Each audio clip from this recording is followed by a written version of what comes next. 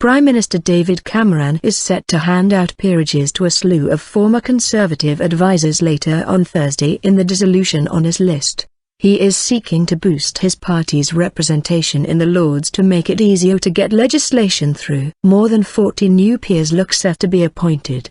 Despite ongoing criticism that there are too many already, the majority of the new appointees will be Tories, but the Lib Dems will get 11 and Labour 8. Reports suggest. Among those thought to be in line for a seat in the upper house are Mr Cameron's Downing Street gatekeeper Kate Fall. Others reported to be heading for the Lords include former Downing Street policy director James O'Shaughnessy, and Philippa Stroud, an ex-special advisor to Iain Duncan Smith. Former MPs. According to the Daily Telegraph, 7 nominations have been blocked by Whitehall's Appointments Committee because they were deemed unsuitable, including former Lib Dem Minister David Laws, who was forced to resign in 2010 after an expenses scandal, former Lib Dem ministers Vince Cable and Danny Alexander, who both lost their seats at the general election, are thought to have turned down the chance to enter the Lords.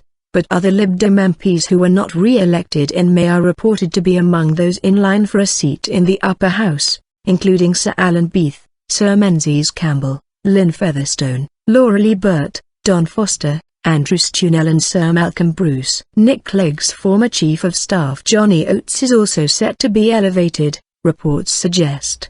Biggest chamber. With 781 members, the British House of Lords is now the biggest second parliamentary chamber in the world, sparking renewed calls for it to be slimmed down or scrapped in favour of an elected body. But David Cameron has said there is no point reviving coalition efforts to reform the upper house, which stalled acrimoniously following a Tory backbench rebellion. Instead, the Prime Minister has said he wants to make sure the House of Lords more accurately reflects the situation in the House of Commons. The Conservatives currently have the most peers, nearly 230, but are a long way from a majority, making it potentially difficult for the government to get legislation through. According to the Electoral Reform Society, Mr Cameron would have to appoint 723 more members to reproduce the balance of MPs.